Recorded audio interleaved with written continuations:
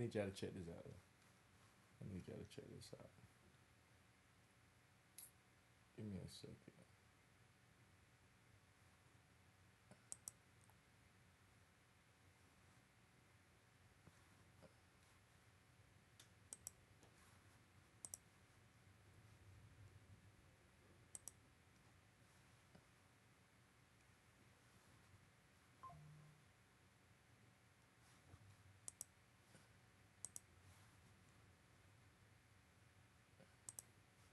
Give me a second.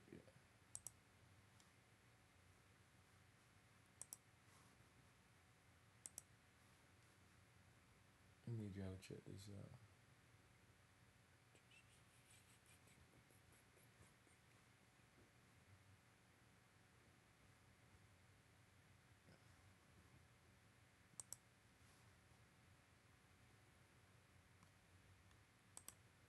Falling. The more I'm falling, the more I'm feeling things getting stripped away from me.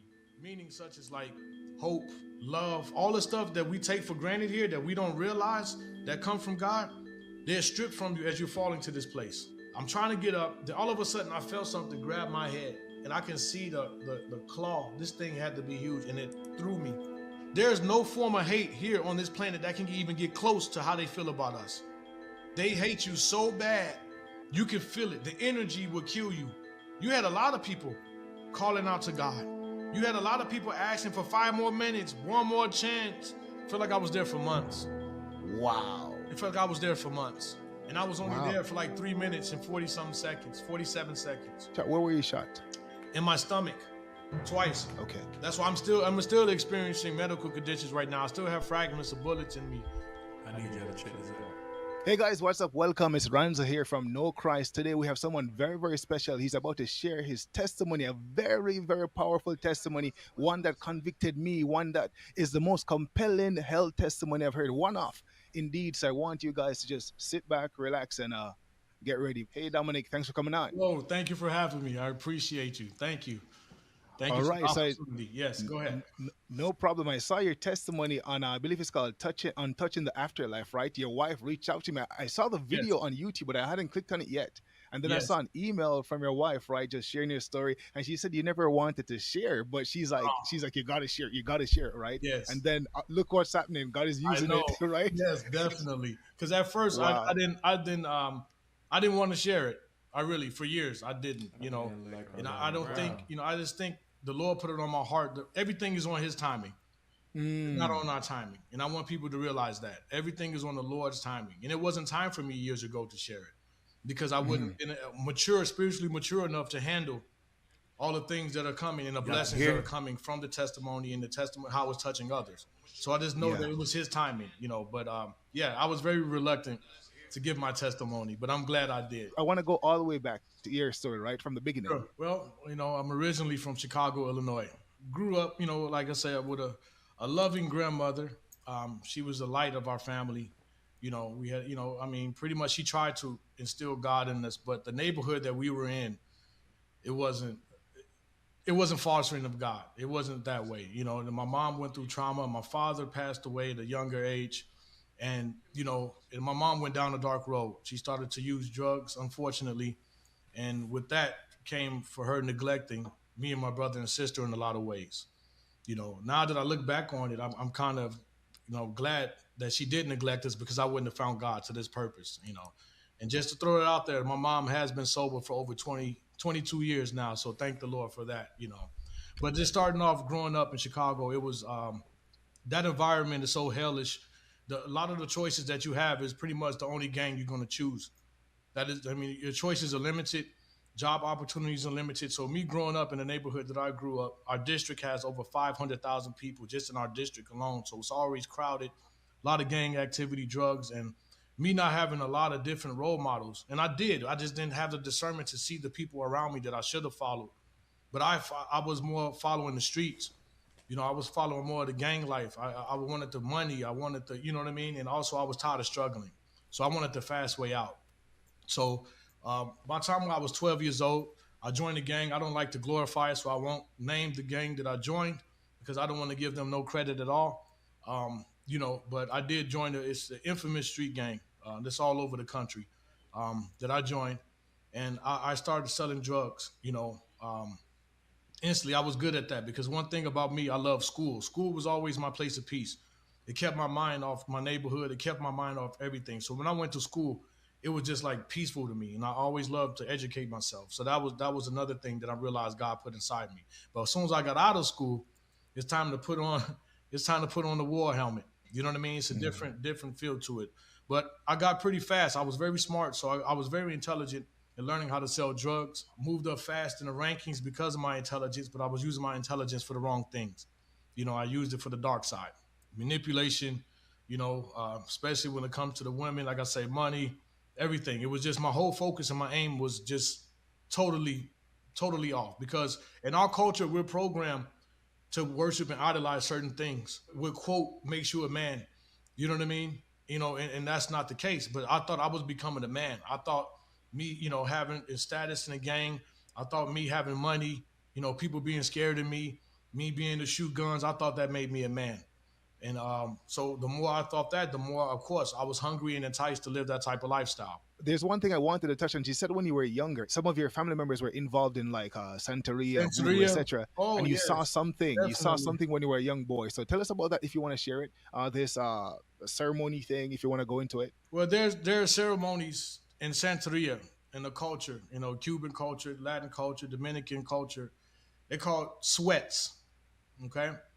And when I was younger, I went to a sweat, and that's where they pinch a tent and they burn hot stoves, and you pretty much almost naked. And the whole intention is to give all the spirits a chance to come through you and in you.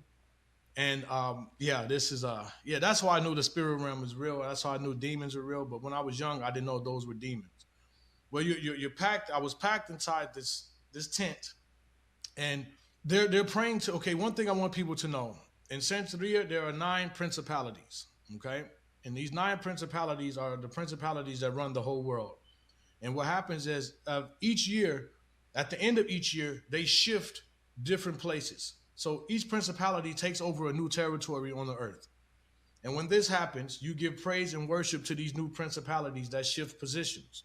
And a lot of people, when we have these sweats, it is an honor of the new principality ushering in that new principality that's coming in over a certain territory. Okay, now on this occasion, I was in a sweat, a ceremony, and there were just tons of just rocks. It's an altar. Okay, it's a form of an altar, but it's an altar. And you get to a point of it, and everyone's chanting and chanting. And I don't want to say those names because people don't realize when you say these demonic names, they actually can come into your life and your portal. So I'm just going to say one of these principalities were being ushered in to the sweat ceremony, to the ritual. And as I'm looking, there was the altar, and this altar of hot stones. That's what gives off the heat to make everybody sweat. But this stones, the smoke that I was don't know, coming God, from I it better get started to to know become him. solid. Okay. Now, as I'm looking at it becoming solid, it started to form of the shape of a body. You can start to see the legs, the upper body, the arms. And I'm looking like, wait a minute, am I seeing? I had to kind of focus my eyes. But the more I'm looking at it, this thing is solidifying. It's becoming solid. Okay. And now you can start clearly see a form of a young, beautiful lady. I mean, one of the most beautiful ladies I've ever seen in my life. I'm not going to lie to you. But she just started manifesting into a solid form. Okay.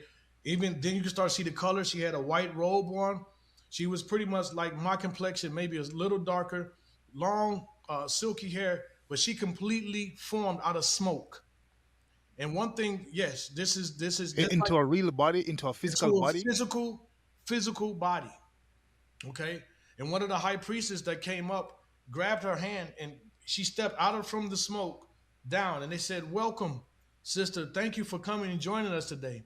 But I was so petrified that I squirmed my way through this ceremony and just took off running. I mean, I took off. Yeah, I couldn't even, because it reminded me of the same fear. Spiritual fear and physical fear are two different elements. It's Mm. way more magnified.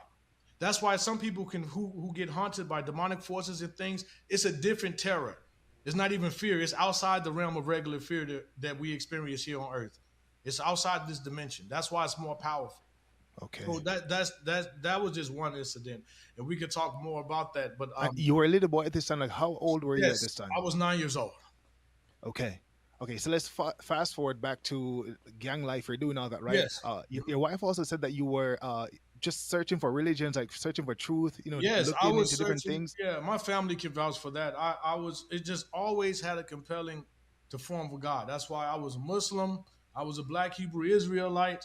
Like I said, Santeria, New Age movement. I did so much research over the years trying to find him, and the funny part was he was with me the whole time. While I Mm, was out there looking for all of these things, that's what people don't realize. While you out there mhm. searching and trying to search, whenever you have an inkling to find him, that means he's already found you. Okay, okay, See what I okay. He's mean? right. They're just waiting, like waiting for you. And So, he's already there. He's already there. So did it's yeah.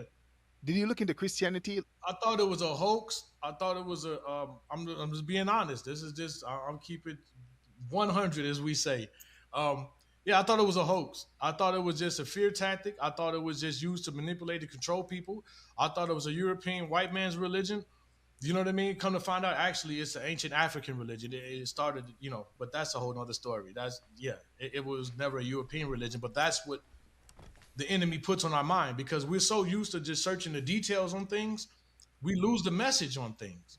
We want to know the scientific principles of things, the historical facts, the archaeological principles, instead of the spiritual message that's come in that package. So that's another tactic to throw you off from getting to the message. Instead, you argue and debating with people on the outside of things, you never get his message. So that's yeah. That's why I want people to be careful with over analyzing the historical facts of things. We know mankind and man tampered with things. We know this. We know the man tampered with the scriptures. I don't know how many times. That's why there's so many different versions. But when you have discernment, you only can water down God's word so much. But once you have true discernment, you can see instantly his power is still in the scriptures, no matter who try to manipulate. Man only can do so much to God's word. So yeah, I just wanted to add that in there. Yeah. So we're coming up to the moment now where you were shot, right? Yes. And then you had Oh the yeah. experience, right? Lead us up to the moment where you got shot, and then Sure. what happened after that. Sure. It was 2009. By then, I had some money, and every weekend we go to the clubs. We go to the clubs looking for girls. We're smoking some weed. We're drinking in their life, right? So for us, it's a tradition to go get new clothes. You go to the club, you got to have a new outfit. So me and my friend, we're gonna go shopping during the day. We go shopping, but I kept seeing this one guy. Okay. First, we went to the clothing store. I come out, he's sitting on his car. And this is something in my spirit says something is not right about this guy. But I looked at him, he said, "What's up?" And said, "Okay, what's up?" We go to another store. I come out, he's outside the second store, way on the other side of our district. Just like it's no way you can keep running to the same person. So I thought it was, wait a minute. Now my spirit really was tugging on me. Like something is up with this guy.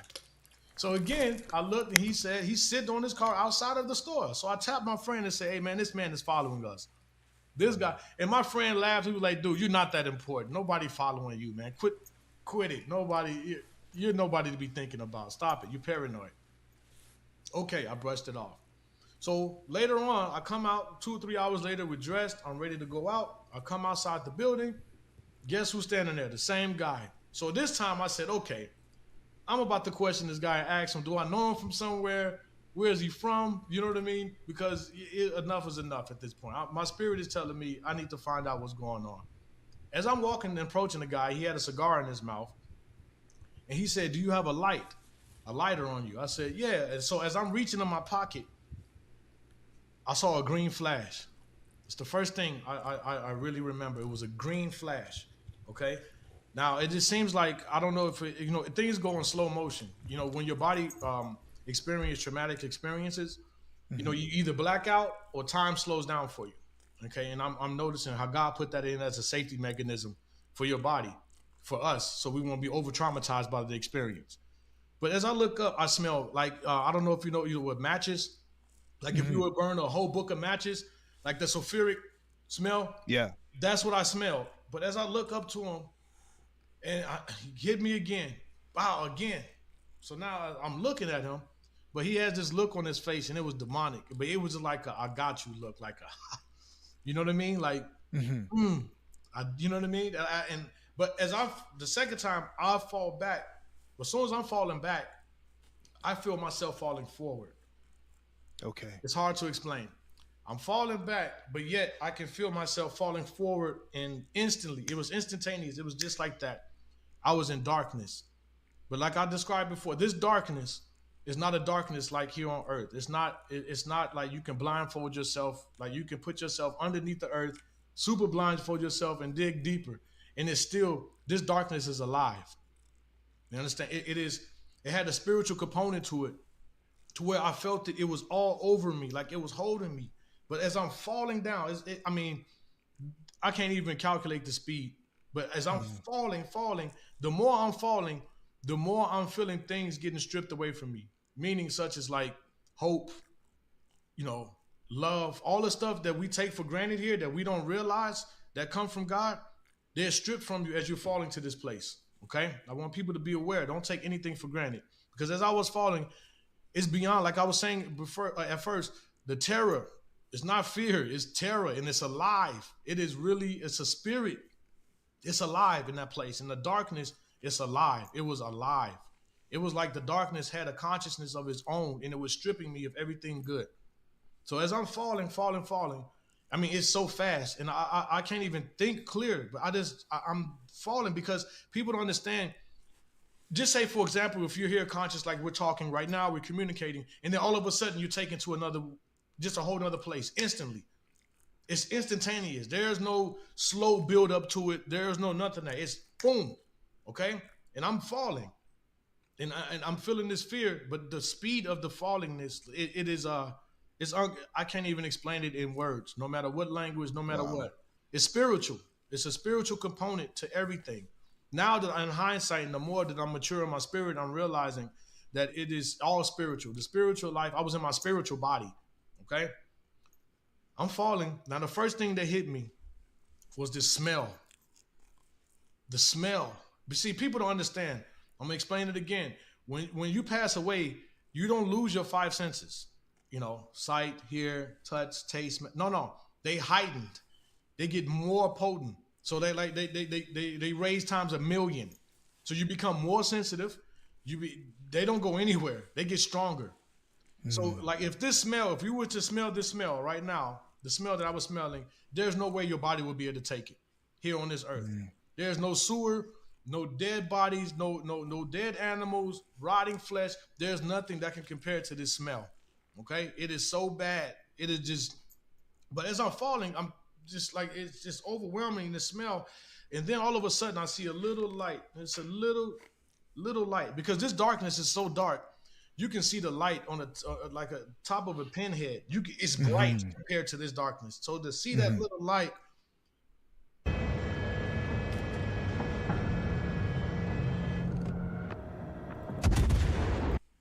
I'm thinking, but as I'm going, I'm falling, it's getting bigger and bigger and bigger and bigger and bigger and bigger and bigger. Then all of a sudden I felt heat. I can feel heat coming from this light. But I wasn't even now that I'm looking at it, I wasn't even paying attention to the heat because I was so scared. I'm smelling this smell, but I'm starting to see it looked like a big portal. But this portal looked like it was rocks. Okay, that's what I want to explain to people. Hell is here on Earth, but it's in a different dimension. Okay, just like when I start learning scientific principles on different dimensions, it makes complete sense. Just like I'm sitting here right now, but there's different frequencies going through me that I can't even see, like microwaves, radio waves, all types of things, but they're vibrating on a different frequency. So you can have two places in one space because of different dimensions. So hell is on Earth, but it's in a different dimension. All right. Yes. So now as I'm falling and I'm seeing this portal and it's open, as it opened now, I'm pretty much right there and I can see every detail. Now remember, your senses are heightened. You can see a molecule if you wanted to, if you focus and zoom in on it. I mean, that's how pinpoint accurate your senses are in the spiritual body. Now I'm looking and it's rocks, like stones, ancient rocks, caverns, but I fall through and I hit the bottom. Now, when I hit the bottom, so the opening is like rocks. Yes, like a circular. It's like you're entering the cave system. Okay. It's like I was falling into an ancient cave system. That's the best way I can describe it. But the rocks were glowing. Everything on the rocks was so hot. They were like yellow, orange, white. They were hot. They were so heated. That's the little light that I was seeing. When I got there, I knew exactly that was that opening. So when I hit the bottom, I mean, I slammed so hard, but I didn't even feel that pain like that because when I tried to move, I was so more worried. I was like, I was just panicking so bad. I tried to move and I couldn't move the way we move here. It felt like I was wearing a big heavy suit, like I was weighed like 900 pounds. So just like I'm moving my arms now and I can do this and that. No, no, no, no. First of all, you feel like instantly I felt I had no energy. I had no energy. And what that was, now that I realize, is that we're so used to being in our physical body. We're so used to things of our physical nature. Like I couldn't breathe. When I was trying to breathe, it was like like I couldn't even breathe. It's because I wasn't breathing in the first place. There's no oxygen in that place. But we're so used to being here, just like we're breathing now, we're unconsciously breathing. So I thought I was trying to breathe. So that makes my anxiety there even worse because you're so used to being in this flesh. You think you have fleshly movement. It doesn't work that way. You're stripped of everything. Remember, you're stripped of everything God gave you. So even having movement, even that comes from God. See, we don't realize that. Even breathing and just feeling, that comes from God. But that was stripped. You get stripped of all of that by the time you make it there. Were you thinking about outside at all, or like you No, weren't even thinking about the earth? no. You were You don't just focused on this place. Yeah, you don't. You're so petrified. You're so scared. You're not thinking about anything here. You're not thinking about a person. You're not thinking at that moment. You're not thinking about anything. I was so shocked and going through in the fear and the anxiety and just everything. You're not thinking. That's the last thing you're thinking about. You're not thinking about any of those things. So when you realized where you were, what happened next? I'm trying to get up, and it was so dark. It was just as dark, but all of a sudden, the only thing that illuminated that place, the first thing I saw before me were the pits. And they were like, flames were coming up. And then you can see when these flames come up, that's how you can see. But when the first pit lit up, I saw it had to be thousands, as far as your eye can see, of these pits. And they were connected in rows, but they would go so far, like, I mean, it had to be miles and miles and miles of these pits. But inside these pits, there were people, okay? But what really caught my attention before I describe the people in the pits were these beasts around all the pits. They were like giants. Some of them were like, and they all had like a reptilian kind of theme to them. They all looked like reptile, nasty, deformed. Some of them had long arms, short arm with a long arm, bodies. But the giants that I saw, some had to be like 13 to 18 feet tall. I mean, huge. I'm talking about ripped up muscles, huge. I mean, they Like were humanoid? Were there humanoids? humanoid. Like, Yes, they had legs, they had arms, they had chest muscles. They were very humanoid, but not even close to humans. Not even. They were so ugly, and the smell that I was smelling, they stink. It was okay. them. It was them. Like yeah, they stink. They horrible smell to them. Horrible smell, and a lot of them smell like sulfur too. Like that's why a lot of people who I've talked to who had experiences with demons, they always smell like a sulfuric smell. They stink. They smell bad. They smell they're horrible. But then I also saw demons as tall as this pin. They're small. You got some. They all sizes, all shapes, all sizes. But some of them had red eyes. Some of them had yellow eyes with the slits in them. And some of their skins were scaly. Like I said, they had that reptile, like the reptilian type look. But some of them didn't have the reptile look. Some of them were just so deformed and ugly, hairy. It just didn't make sense. Some of them were just so disproportionate. It didn't make any sense. Did they notice you when you fell? No, not right away. Not right away. One of them did, and that's how I look back because I never saw the Lord. I never saw the Lord. But now that I look back, He had to be with me to be protecting me because Okay. the hatred that they have for us, it is beyond description. It is beyond words. They hate. There's no form of hate here on this planet that can even get close to how they feel about us. They hate you so bad, you can feel it. The energy will kill you. If their hatred was in the form of a weapon, here on earth, you would die. You would die. They hate. When I say hate, hate is an understatement. Hate would feel like love compared to the hatred that they have for us, literally. Yeah, but as I looked at the pits and the people, some of them were like charred skeletons, charred, burned up skeletons. Some of them had flesh hanging off of them.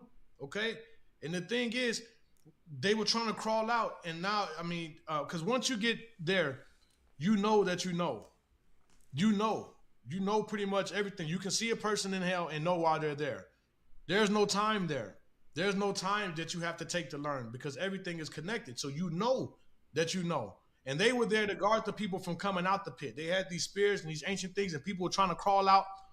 They were sticking them, grabbing them, especially the big giant, grabbing them and throwing them right back into the pits and the lava. I mean, and then what got me though, like I was saying before, I forgot to mention was the screams and the yells. Okay, it moves your spirit. The sense of the way these people were screaming and in agony and the regret and the pain, it is beyond comprehension.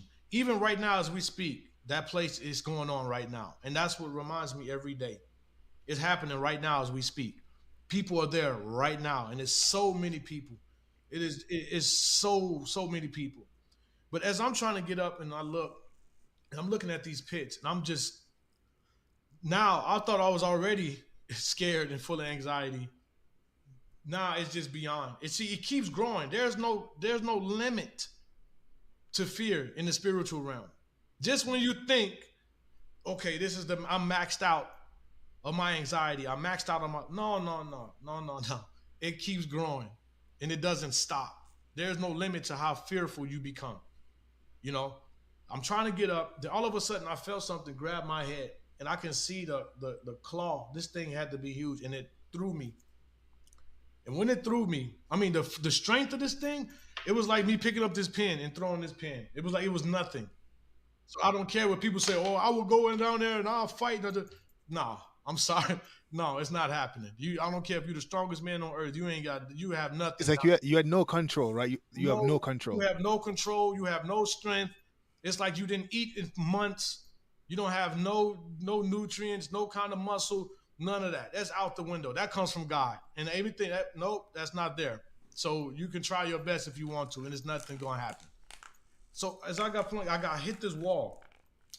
But now as I noticed, once again, Lord had to be with me because I didn't feel, because of the force that I was thrown, I would have felt, I knew I was going to feel the pain, because one thing I'm going to explain to everyone, like I explained before, my testimony is that here on the body, we have a nervous system, right?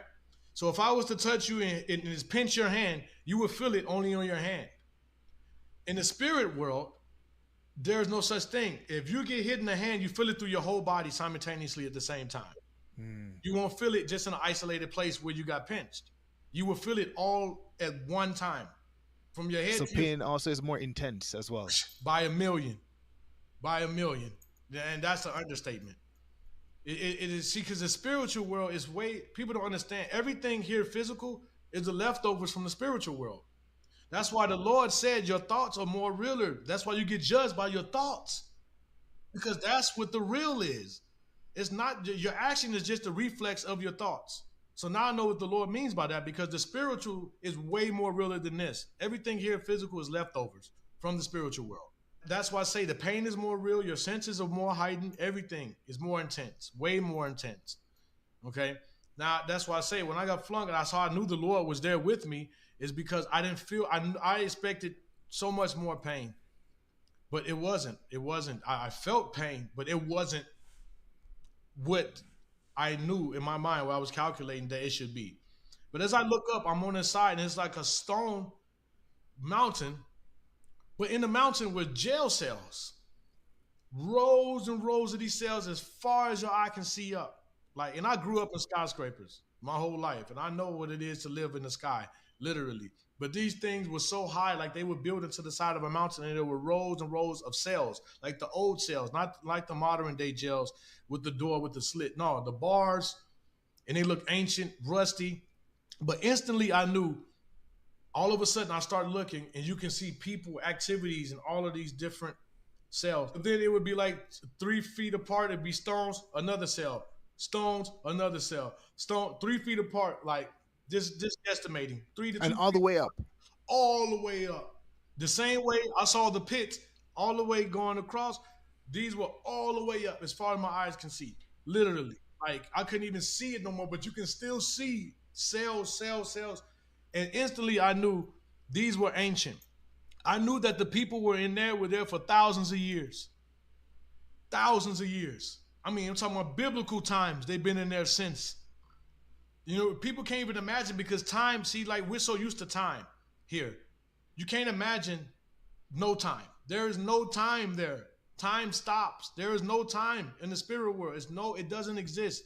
Time is only used in the physical manifestation for us to organize things and keep schedules. It doesn't exist. All hope is gone when you're there. There is no, at least, like for example, I was explaining. Back when I used to live my back life, because I did go to jail a couple of times. I was in jail, okay? I had hope because I had an out date, right? So you say, okay, I'm getting released in 8 months. That gives you some hope that I'm getting out of here in 8 months. But when you're in hell, there is no out date. There is no time. There is nothing no schedule. There is none that's gone. You know you're there. And the worst part is, I knew I deserved to be there. That was the thing that really got me. I had no rebuttals for me not being there. Okay? So you weren't crying for mercy, you weren't calling out to God, nothing like that? No? No. And that's another thing. See, the people don't understand. The things that I was hearing, you had a lot of people calling out to God. You had a lot of people asking for 5 more minutes, 1 more chance. Please, I'm sorry. Let me make it up to you. Can hear everything. That's another thing I want to add. Remember I was talking about the 5 senses being heightened? You can hear everybody screaming at one time, but you can individualize every person. You can individualize every scream. You can individualize. But then I heard a lot of blasphemous things towards God. I heard a lot of anger, a lot of cursing God out. I heard a lot of big time. People were angry. Only people were making sounds. The demons weren't making any sounds, or whatever those creatures were. Demons, yeah. Oh, that was I was gonna get to that. When the demons were communicating with each other, they have their own language. And their whole language hurt my body every time they talked. Every time they talked. So you never understood what they were saying. Oh yeah, you understand everything. I'm gonna use the term. You understand everything that they saying. What they was communicating back and forth, they were calling us stupid humans. When they were grabbing and torturing humans and doing all type of things, they were calling us stupid and they were laughing. They laugh, they enjoy. Because what I found out and what I saw myself through my experience is that they get energy off our pain. They eat it. It's a form of food to them. It's like a drug to them. They get high off of it. That's why they're here on earth. They keep us depressed, angry, full of anxiety, because they're feeding off that. That's their food. They literally eat that. So they cause situations for you to feel that way so they can eat. They eat off that. And in hell, they have an abundance, nonstop supply of food because all they do is torture. Just say if your arm gets ripped off, your arm will grow right back. Rejuvenate. And it happens over and over and over again. Like I say, I saw tons of people there where they were ripping over their mouth and pouring hot lava down their throats. They'll melt and they'll come right back and they'll do it all over again. And then they invite other demons to come and get their turn. Like I was also mentioning about promiscuous women who were there and men. But I saw my experience. I saw majority of what I saw with the women being raped by demons. This one lady was being raped and tortured so bad sexually that I'm not going to say it on here, but it's beyond horrible. But I'm talking about, it's and then some of the tortures are so bad.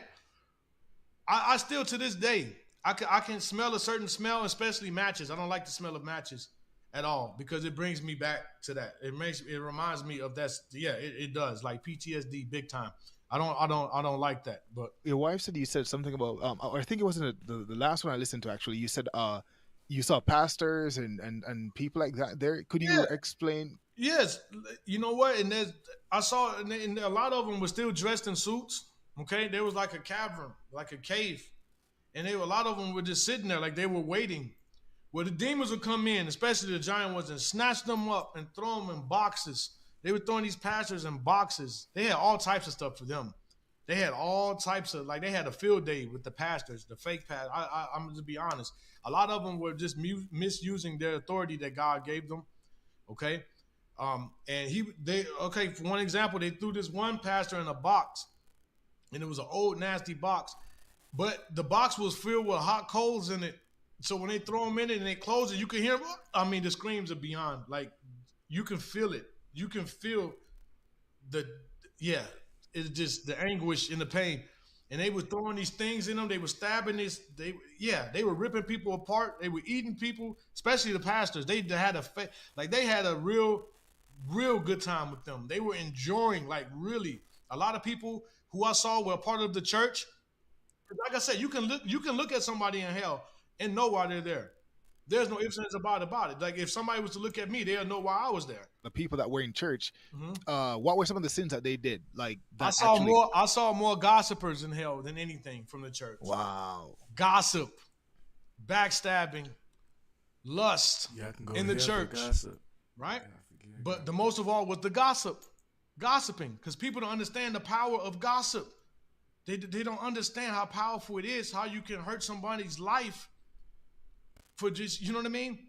It was so many people down there for gossiping. You know, they smile in your face, but then, oh, look at Sister Clark, or look at brother so-and-so.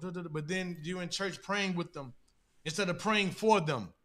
See, when you talk about somebody's problem, you better have a solution. If not, it's gossip. Plain and simple. If you're going to talk about someone's problem, you better be willing to help that person. If not, don't talk about it and stay out of their business, because that's serious. God doesn't play with gossip. And I saw that firsthand. God does not play when it comes to gossip.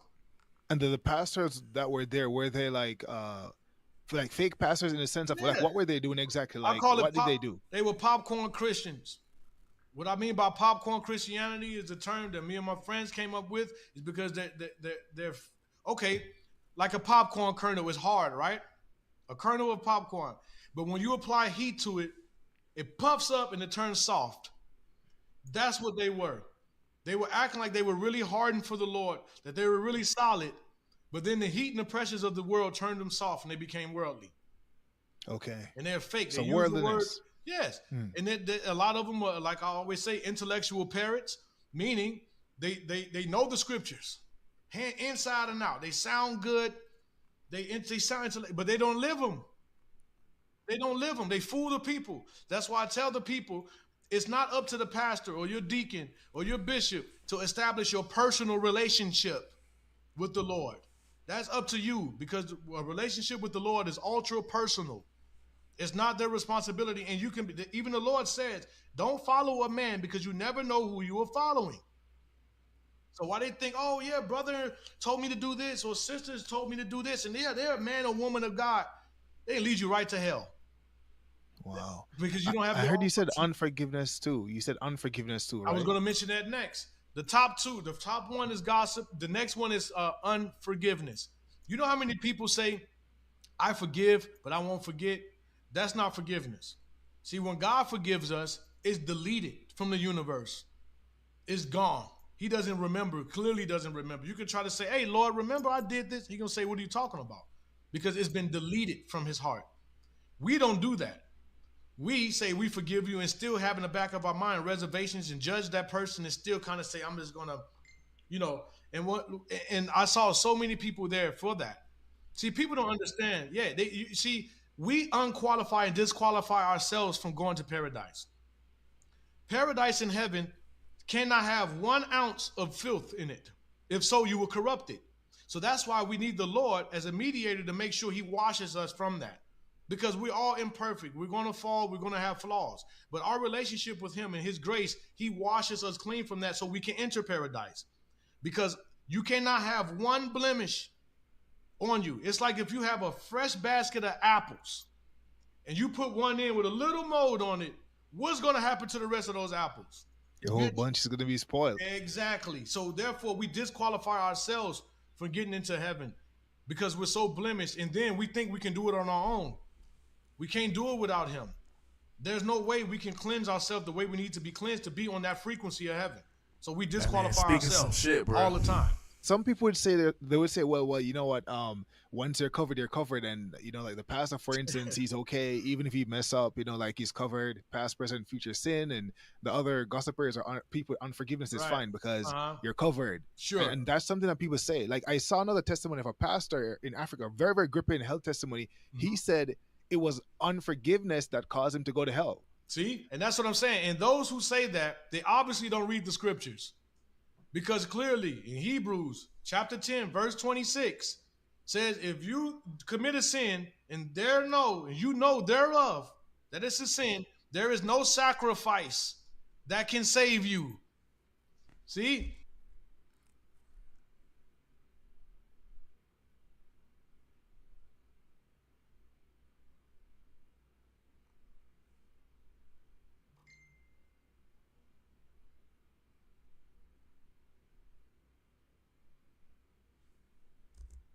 Hebrews chapter 10, verse 26. So all that once saved, always saved, that comes from the pits of hell itself. It's a lie. It's a lie. If that's the case, I might as well go back to the life I used to live. I got saved, so I might as well just go, let's go kick it, man. Hey, let's go have fun. Let's go do what we need to do then. Those are fighting words, right? Because Yeah. in health testimonies, you always have people in the comment section that talk about that, right? They Mhm. always talk about it. Even when I shared my outer darkness experience. So when you spoke about the little pin, the light, I saw that. My thing was just this pitch black place that looks like a cave, right? I found myself in this place, and when I realized, just like you said, the hopelessness, there was a palpable sense of, as you said, you cannot get out. You know that Yeah. you're stuck there forever. Yes. And this hopelessness was beyond anything I can describe. And when I realized where I was, I cried out for Jesus, and then I saw a little light, like a little pinprick of light, way out in the distance, and I bolted to it. And when I jumped to the light, that's when I leaped out of like my bed, and it's a very traumatic experience for me. Like, so I understand. Yes, Some of I the can things tell. I never experienced what you experienced, but I got a little glimpse of the outer darkness, and that was enough for me to understand that it's not something to be messed with. And I was a Yes. Christian, Right. right? I was a believer at the time, but I was Right. lukewarm. Yep. I was a lukewarm believer at the time. But continue from you saw the bars, and you saw people inside the bars, and the ancient, like some people from like way back when. Yeah, Continue from from there. ancient Persia all over. You can clearly see, you can clearly tell, like these things and these people were just there for thousands and thousands of years. Even the garbs they were wearing, some of them were skeletons, some of them, like I said, were just like ancient, but the color of their flesh was like a smoky gray darkness. It wasn't, you can't tell what race they were only by their features, but they were from all over, but they were very, very ancient. And I knew they were there for astrology, witchcraft. This like all of them were there for worshiping other gods, worshiping Baal, worshiping demons. Like all of this was like a dedicated section to those ancient ones who were worshiping other false gods, and then led other people to worship false gods. See, it's one thing that when you sin alone, cool, that's bad enough. But when you bring others to sin with you, when you become contagious and you're sinning, it's way worse. You have way worse judgment that falls upon your head. So that's what I say. Hey, if people make your own choice, but don't bring nobody with you. Don't make nobody fall with you, because you're going to be held accountable, not only for yours, but for theirs as well. So what was some of the regret? Like some of the things that they were saying, like, that they were sorry about, stuff like that. Regret. This is it, because I had the regrets. I had the review. I call it the great review, because it comes a moment when you're in there where he shows you every detail, every conversation that you heard someone that you didn't even see, and how that causes a ripple effect in their life. Every bad thing I did, from even stealing the candy bar when I was 7 years old, to every detail that you ever did. Now, I don't know if people remember, in the Bible it says your own flesh will testify against you. See? So my own flesh was testifying against me, to me. And that's when I had the feeling that I have no right to get out of here. That's when I had the feeling that, you know what, I deserve this. That was when I came with a feeling, overwhelming feeling, where it hit me that, dang, I deserve to be here. There's no way I'm getting out of here, because you have so many people screaming, please let me make it up to her, or let me make it up to him. Give me one more chance to go say, like it was just so many things of regret that they wish they can do one more time to make things up to people. The things that they said to people, the things they physically did to people, the things that they stole from people, the thoughts that they were thinking about people, the gossip that they did someone and made someone lose their job or lose their reputation because of gossip. Even false gossip is even worse. When you just make up things about somebody because you're jealous of them. There's a lot of people, the spirit of jealousy. See, hell is very organized and people don't realize this. Hell is so organized. It has a spirit for everything. A spirit for everything that you think is just you. No, a lot of the times, okay, I'm going to say this loud and clear. Everyone is accountable, okay? Your flesh, you're accountable for your own actions. So I'm not going to blame everything on demons. I'm not going to blame everything on the devil because we do have accountability and responsibility for ourselves. But what I am saying is they don't have the power to make you do anything. But what they do, they're great manipulators and they're great influencers. So and your flesh by default will go with the choice of the demons by default because your flesh is so weak. So they know how to manipulate your flesh to make these decisions. You see them? You see what I mean? So people need to realize that. But back to answering your question, the most things, like I said, that I was hearing them say is they just want one more chance to get it right. They want one more opportunity to make things right. You know? And it was just like if somebody been asking for 30 seconds to be on the earth. I don't know what somebody can accomplish in 30 seconds, but I mean, they're asking for time. They're just asking, can I just go tell this person, I'm sorry what I did to my mother. I'm sorry what I did to, like, you know what I mean? You know, it's just, yeah, it's just so many voices from so many different levels. And all we have to do is apply our own experience to answer that question. But I don't want to wait again till I pass away again to make anything right with someone. We need to do it right now while you're here on this earth. Amen. What happened after the bars, right? Because I remember you said you were on a cliff after or something like that. Yeah, and you that saw was the towards the end. bones. I'm just gonna wrap it. Yeah, because when I went, this is towards the end. It was a lot more in between that, but we can maybe another time, God willing, I can come on a platform and explain. But I was on a cliff, okay, and it was people on the right side, people on the left side. But when I looked, it was a desolate forest, and there was a path in the forest. But these trees, it wasn't a regular forest. These trees were dead. These trees were. It was just like a dead forest, and it was black sands, black and gray sands. Okay, but when I looked further up, that's when I felt this place. That whole time, I was in hell, but I call it pre-hell. But when I saw that place with these gates, I mean, it had to be 80 feet tall, 50 to 80 feet tall gates, old rock stone castles. I knew that was hell. I knew for a fact if I passed those gates, I'm not coming back. And so as I'm standing on the cliff, and that's why I want to tell people, when you're in hell, there's no fellowship. That's why this part I want to make it clear that the Lord obviously gave us the opportunity because there was a long line of people in these chains, okay?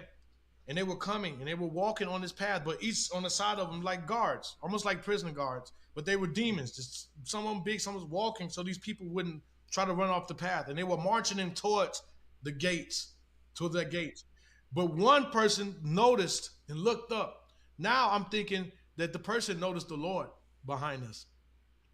And but then gave them an opportunity to start screaming towards us, don't come here. Don't. They were screaming in all different languages, and I'm looking at the people on this side, looking at the people on this side of the cliff, and they were screaming, don't. They were like giving us utter warnings. Like, don't, please. They were begging to not come, to not come. And you can feel the sincerity and the fear and the terror. Like, it is beyond. Just by looking at that place and hearing them, I knew. I said, my next step is I'm about to be down there in that chain gang heading on that path.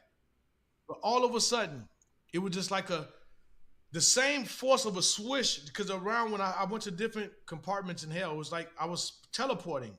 It was boom, boom. He was taking me. So now I know that was the Lord showing me. But all of a sudden, I felt that same back. But when I came, I got slammed into my body. And I was in the hospital. Okay. How long did it feel like it was? You said it's timeless, right? But how long did it feel? Did it feel like you were there for a long time? I feel like I was there for months. I feel like I was there for months. Wow. It felt like I was there for months. Like Earth months, like our months. It felt our that long. months here on Earth. It felt like I was there for months. And I was only there for like 3 minutes and 47 seconds. Wow. So your wife said you were pronounced clinically dead, Three right? minutes and 47 seconds. What was the most memorable thing maybe that happened during that time in hell when you were being, shown different things that you want to share? What sticks out to me, all of it to me was equally, but what sticks out in my mind was, I call it the human shish kebabs, where the giants were taking these big rusty poles and they were taking humans and they were taking them from underneath and they was putting them on these poles, like 4 or 5 at a time, and then they were carrying them around. Like they put these spears through them. These spears are huge, and they would take the body and they would poke you through it and they would stuff you and they would stuff another one on top of you and then stuff another one while you're screaming and moving, and then they would pick you up, and I don't even know where they were carrying them. But to me, I still even get I still visualize it. I can still feel it. I can still smell the atmosphere. But to me, besides the females getting raped, the men's getting their genitals cut off, the sexual torture, and I call it the human shish kebab torture. To me, it really, really, really, those are the two that really stick out to me, really much so. So in terms of senses, right? So I want to give people like a sense of maybe like what is it like a daze feeling like you're in like a dream like state, or is it like very vivid, or do Mm-mm, you feel like, or you feel now like mm-mm. how what's it like a dream state Have you or ever had a dream? See, there's a difference between dreams and messages. Have you ever had a dream where when you first wake up, you're glad to be here, and you look and say, "Whew, I'm glad that was just a dream." So imagine that type of feeling magnetized times 1,000. It's more realer than me experiencing talking to you right now. wow. It's even hard. Like I say, there's certain emotions that I feel and we feel as human beings on a daily basis that you can't even put into words, right? The descriptive part, I'm just getting close to it as I can, because there's some things that I can't even fathom to put in a human language, any language. There's no words, because everything there is so impactful and so powerful. It's energy. I can't even calculate how people. Yeah, And some people say it's fake, right? And that's the thing. When I read those comments, I feel I'm just like, man, like, yeah. what do you have to say to people who don't believe? Like people who Okay. hear stuff like this and they're like, oh, it's fake. But guess What do you what? say to them? The demons love that. The demons are clapping because the fact is they don't want you to believe, so you can get there. See, hell does not need your belief. Hell doesn't need you. Actually, it don't want you to believe, because how can you fight an enemy that you don't believe exists? That means you already lost. So they want you. So listen, my job is just to deliver a message. I don't debate my experience. I don't have to debate it, because one thing we all have in common as human beings, we're all going to die. I'm just telling you. The Lord told me I don't have to debate anything. My job is just to tell you my experience, my testimony. You people can do what they want to do with it, but I'm just telling you. Like for example, There's nothing more powerful than you making your thing happen. Really going. if you're in Japan right now, if you come to Yeah. the United States and say, the jails in the United States are not real, well, go break the law. Watch what's gonna happen. The jail that's waiting for you don't need you to believe in it. It's sitting there waiting for you. It's a cell with your name on it, your little cot with your name on it. It don't need you to believe in it. So people who I want to say that, they don't want you to believe. So I ask you, I don't, like I tell people all the time, there's 1.8 and some more million gods that are worshipped on this earth. Okay? Why is it that our Lord and our Father God, especially Jesus Christ, is the only one picked on? Why is he the only one mocked? Why is he the only one out of 1.8 million known gods that are worshipped? Why is he the only one made into a curse word? Why is he the only one so disrespected? Because he's the truth. That's why. Plain and simple. I don't argue no more with people. I don't have to. They take his salvation, they take his messages for, oh, trust me, everybody's going to be held accountable. I'm not here to scare anyone, but one thing that, especially in the Proverbs, says, fear is the beginning of wisdom, right? The fear of Fear God, of God, yeah. the Yeah. fear of God is the beginning. So if it scares you enough to at least research yourself, what do you have to lose by praying and say, hey, show me, Lord. If you're really real, show me that you're real. What do you have to lose? But for all the naysayers, hey, I don't violate your free will, just like our Lord. I'm not here to force you to believe. I'm not here to debate with you. I'm just telling you. I'm just passing on the message. Like the UPS man, what does he do? He delivers your package and he leaves. Whatever you do with the package is up to you. That's it. So I know we're kind of wrapping up, but I want you to talk about when you came back. You came back into your body. I want you to talk, you to talk about that, and then how you actually met Jesus and became a pastor, etc. I want that part of the story as well. Yeah, well, when I came back into my body, like I said, it felt disgusting. I felt horrible. I felt like I was wearing it. It felt like if you put on like 3 outfits that were dipped in cold water. That's the best way I can describe it. It felt like I was literally wearing my body. I was wearing it like I'm wearing an outfit, and I felt nasty. It took a while for me to get rid of that. For a couple of weeks for me to get rid of that nasty feeling, because I was it's weird. But So you were in the hospital when you woke up in the hospital, or yeah, I was in the hospital, and the nurses were freaking out. Everybody was freaking out because they pretty much just gave up. They were wrapping it up. I can tell the machines were outside. They were just pretty much wrapping everything up, like, because I was done. It was. So where were you shot? Where were you shot? In my stomach, twice. Okay. Twice. In my abdomen. Okay. That's why I'm still experiencing medical conditions right now. I still have fragments of bullets in me. I may have to have an upcoming. So those who are believers, you can pray. My surgery goes well. I really appreciate that, because I have to have some bullet fragments removed from my intestines, from my small intestines still, because they're starting to rust and iodize in my stomach. So, yeah. And your wife said that they said you wouldn't walk, but you started walking miraculously. I still, even to this day, I still have complications of walking, but they told me I wouldn't walk again correctly. I wouldn't walk at all. Now I'm walking right now. I still walk with a limp. It still hurts when the weather changes. A lot of people know what that means. Like when it rains, when it snows, it's a lot of tremendous pain because I have permanent nerve damage. But that's better than being paralyzed. So thank the Lord. He gave me the ability. I'm walking again. So, yeah. They told me I would never walk again. So we're gonna pray indeed, right? So, yeah. So you got up on the bed. You were probably screaming, telling them. She said you said like you were screaming, and then I was screaming like I didn't. First of all, the same way, just as fast as I left was just as fast as I came back. 2 different dimensions, like boom. After that swoosh, and it was pink, and I was so beyond confusion is an understatement. Okay, but looking at the nurse's face made me more scared because she was looking at me and she ran out the room. So I'm like, hey, what's going on? You know what I mean? Like, and I was scared, and I didn't want to go back. So I'm screaming, don't let me go back. Please, don't, somebody, no, help. What's going on? Like, don't let me go back. Because I can even still hear in my heart, in my mind, I can still smell hell. I can still, so me being there, I just thought any second now I was going to be taken back there.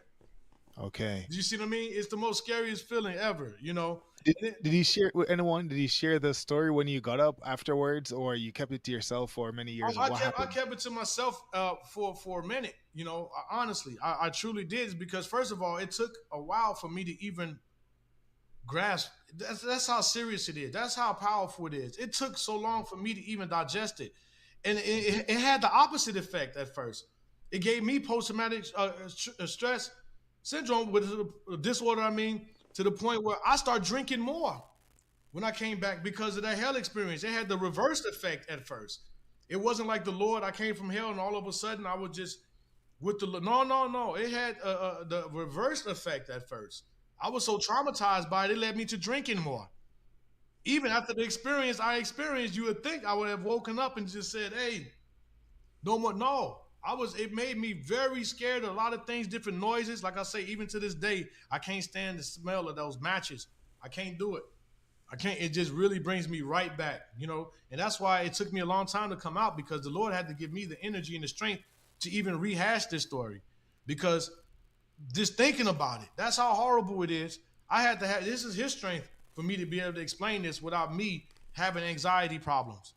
Because just remembering, I can see it, I can still smell the smells, I can still just, so I know it's him helping me tell this story. But go ahead. So how did you now move from that place to actually becoming a believer? And I think your wife said you also have a degree as well, like a pastoral degree. So talk to us about when you decided to start a ministry and follow Jesus, like fully. Well, yeah, a couple of years ago, I did get my pastoralship. It was about 3.5 years ago, National Christian Church University. But see, only reason why I did that is because I already started my street ministry a long time ago. It had no name. It had nothing. I was just out there trying to preach the word. Okay. And what I had to get my credentials for, which I thought was to be able, because I wanted to speak at other jails, I wanted to speak around, but they said, "Where's your credentials?" I'm like, wait a minute, why do I have to have credentials? I got credentials. I'm a believer. See, that's how I know this system is fake. You know, did Paul and them have credentials? Right? Did the apostles and the disciples? No, they didn't. Their credentials was their experience. But now these days, yeah, let me see these documents. So I got it just to appease, so I can go to different jails and go to different things. And roughly, we just started this full ministry. I would say roughly about, what is it, 6 months ago, 5 to 6 months ago? Am I correct? Yeah. Yeah, about 5, 6 months ago to start going, because before that we were out on the streets praying, passing out Bibles, but then the Lord put it on my heart, just like He put it on my heart. Now it's time for you to give your testimony. It's time for you to organize this now, so you can bring more sheep into the fold. So now you can do more things and get the word out there. How long after you had the experience you started street ministry and started to say, you know what, I'm going to take this seriously and start evangelizing, etc.? It took about a good 14 years. Wow. So 14 years before you started street ministry. Mm-hmm. So that Yeah. whole time were you grappling with your relationship with Jesus? You were trying to figure things out. What happened between that time? He was building his relationship with me. I started to change instantly. I mean, I started to notice the change in my attitude, the people I was hanging with. So I started to see the instant changes. I definitely started to change. But people don't understand, the same way there's different levels of fear in hell, there's different levels of purity and maturity in the spirit. Mm-hmm. See? And also, I learned from experience, you only rise as high as your faith. Okay? You only rise, and you're only as powerful as your faith. Okay? Yeah. And you only as powerful as how much you know Him personally. So True. He took His time with me. So now it is concrete. It is concrete. It is a part of every fiber of my being. It's a part of my character now, because I didn't rush the process. I accepted it. My foundation is solid now. I didn't want to rush it because of my experience. I was authentic. That's why I'm authentic. I'm bold. I'm courageous. Yeah. I have nothing to hide from anyone, because I know Him personally now. See, like I told people before, people love the idea of God. They love the idea of our Lord. That's not loving Him. Then compared to having a real relationship, loving Him. Everyone loves the idea of Him, and they think they love Him, but they don't. I'm just being honest. So it took those years to really develop a true, authentic relationship. That's why He tells you, peace, be still. Be still. Do it the right way. Don't just rush and be scared and frightened. No, ask Him to come, and He will guide you on your time. Some may get it faster than 14 years after an experience, or some may get it without an experience. Every relationship is customized with Him. It's unique as our fingerprint. Everybody has a unique fingerprint. Your relationship, He talks to me different. He may talk to you. Everyone's relationship is different, but the love doesn't change. Amen. So I wanted to tell us about your ministry, the books, because I know you have 2 books, and there's one that's going to have this experience even in more detail. So tell us about your ministry and the books, and where we can find you as well. Sure. Our parent ministry is called the Narrow Path Society, and we also have a ministry called Blessed to Be Chosen. You can reach us on blessedtobechosen.com. You can also email us at blessedtobechosen.com 7@gmail.com, or you can email us at the Narrow Path Society @gmail.com. Also, my first book is on Amazon. It's called The Toughest Enemy You Have in Life Is You. My second book is in Barnes & Noble. It's called Passport to Eternity. And my third book is coming out in 2 months, God willing. It's called Spiritual Currency. And it would detail all the things, the things that I can't talk about on here in much detail that I could possibly put into words of my hell experience and after. Also, we're doing a lot of great things, you guys. Go to the website, www.blessedtobechosen.com. We're doing a lot of great things. Right now, we're trying to make sure, because we're connected with the International Bible Givers, where we get out, praise the Lord for them. They supply us with our Bibles so we can get enough Bibles to go pass out, out to the streets. We pass out Narcans for those that are addicted. We're always looking for volunteers. You can give us a call. We have a prayer line and also a resource call, or if you wanted to set up an appointment to talk with me, it's area code 763-447-8562. And also we have a text to give number. It is 773. The text to give. Text TEXT. The number 2 give at 773-257-0061. And also you can join us to join our group on Facebook. We have the Narrow Path Society on Facebook. Our members have been joining great. We have a great fellowship, great ministry.